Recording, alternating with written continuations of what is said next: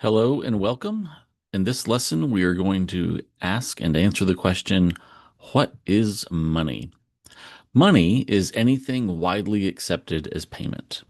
Money serves as a medium of exchange, a unit of account, and a store of value. We'll talk about each of those in more detail later. But first, let's talk about the origins of money.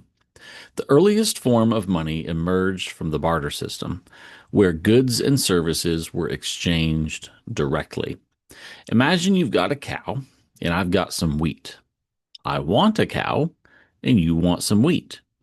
We decide how much wheat is worth a cow and we trade the cow and the wheat.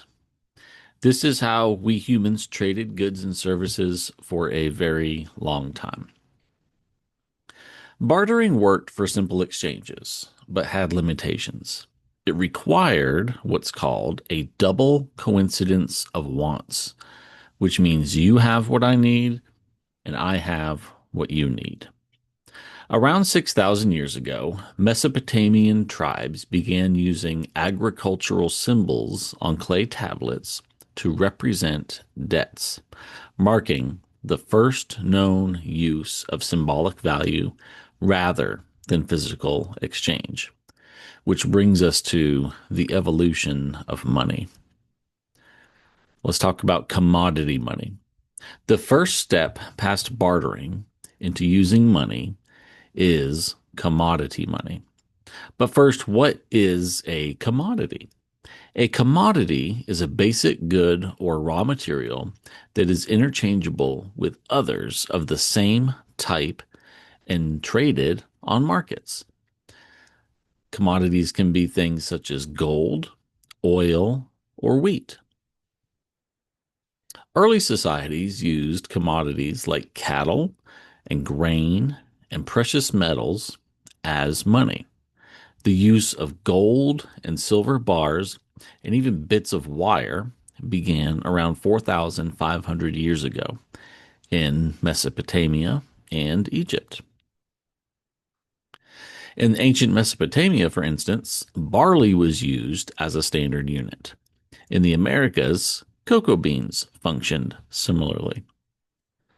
The shift this shift marked money's role in enabling indirect exchange and simplifying trade.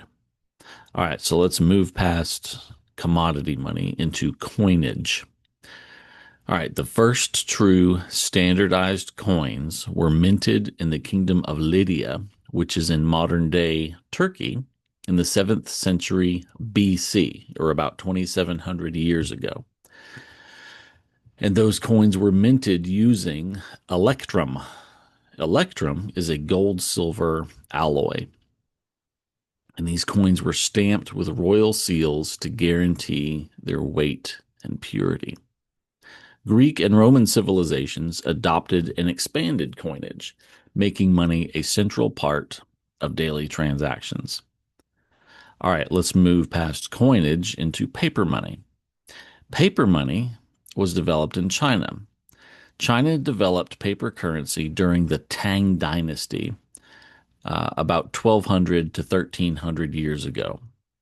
This revolutionized trade by allowing value to be carried in a lightweight form, which brings us to banking.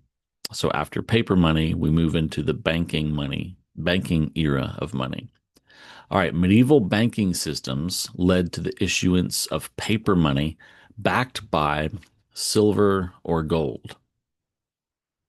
The gold standard, which was adopted in England in 1816 and the United States in 1900, tied the currency value to gold reserves.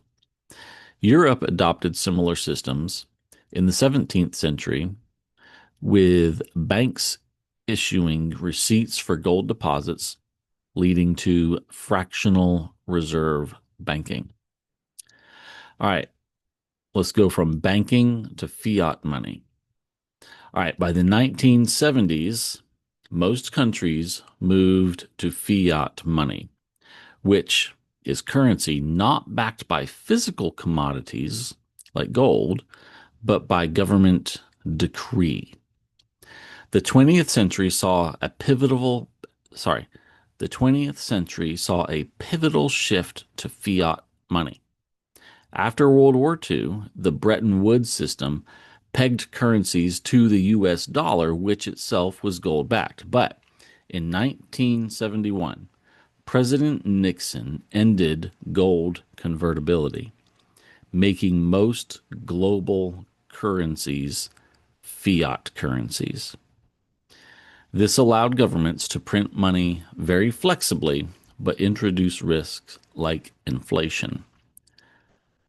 And that's where we are today. Moving a little bit past fiat money into some new areas, we're going to talk about digital currency and cryptocurrencies. Digital currency, all right. In recent decades, technology has introduced digital payments and mobile banking, further transforming how money is created, stored, and exchanged. Electronic banking, credit cards, and apps like Venmo represent most transactions today.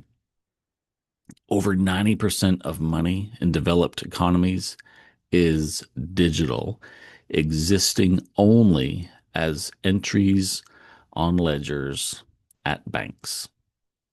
Which brings us to cryptocurrencies. Cryptocurrencies like Bitcoin, which was introduced way back in 2009, challenge traditional systems by offering decentralized, blockchain-based alternatives, harkening back to money's origins in trust, but without central authority. Now, cryptocurrencies are not yet widely used as money, but they may play a role in the future. All right, let's talk about the modern definition and meaning of money. Today, money is defined as anything widely accepted as payment for goods and services or repayment of debts. Money functions as a medium of exchange. What do we mean by a medium of exchange? That means that it facilitates transactions without bartering. It eliminates bartering's inefficiencies, allowing seamless transactions. All right, money functions as a unit of account. What does it mean to function as a unit of account? That means that it provides a standard measure for pricing goods, debts, and value. All right, money functions as a store of value. What does it mean that money functions as a store of value?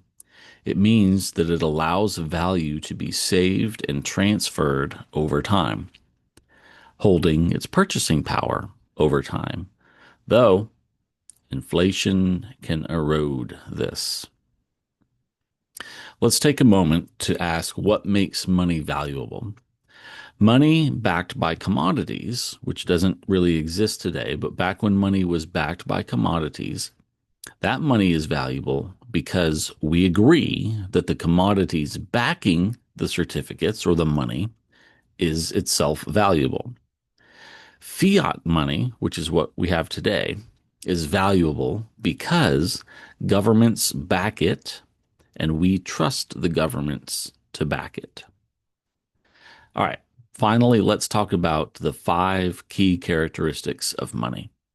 The first is portability, which means that it's easy to carry and transfer. The second is durability, which means it resists wear and decay.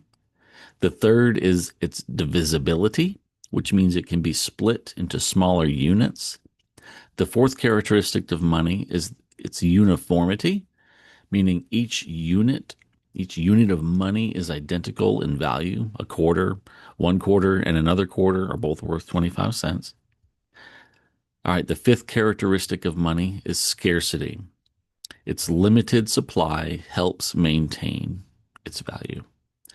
Thanks for listening. We'll see you in the next lesson.